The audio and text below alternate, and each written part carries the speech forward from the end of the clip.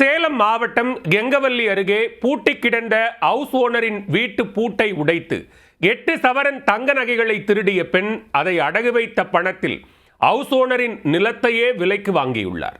பெண்ணின் திருட்டு வேலை வெட்ட வெளிச்சமானது எப்படி? சேலம் மாவட்டம் கெங்கவல்லி அருகே உள்ள கிருஷ்ணாபுரம் வில்லேஜை சேர்ந்தவர் ராஜ் சிதம்பரம். இவரது வீட்டின் ஒரு பகுதியை அதே ஊரைச் சேர்ந்த டிரைவரின் மனைவியான பல்கீஸ் என்பவருக்கு வாடகைக்கு விட்டுள்ளார்.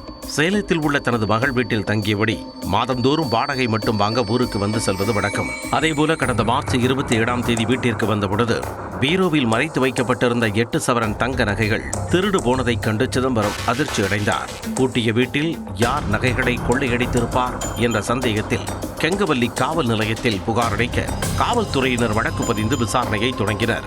சம்பவ வீட்டில் கொள்ளையனின் எந்தவித தடயமும் சிக்கவில்லை. இதனால் சிதம்பரம் வீட்டில் தங்கியிருந்த பல்கீஸ் மீது அதிகாரிகளுக்கு சந்தேகம் உண்டானது.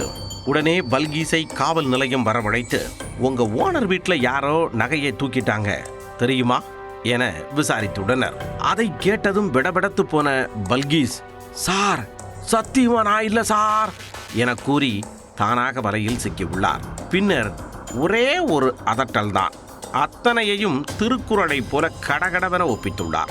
வாடகையை மட்டுமே வாங்க வரும் ஓனரின் வீட்டில் பூட்டி கிடந்த ஓர் அறையை திறந்து 8 சவரன் நகைகளை திருடிய பெண் அதை வங்கியில் அடமானம் வைத்து பணம் வாங்கியுள்ளார். அந்த பணத்தை அவர் என்ன செய்தார் தெரியுமா?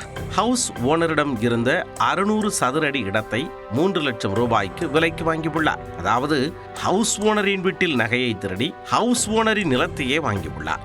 இதையடுத்து பல்கீஸை கைது செய்த போலீசார் அவர் அடகு வைத்த நகைகளையும் மீட்டுள்ளனர்.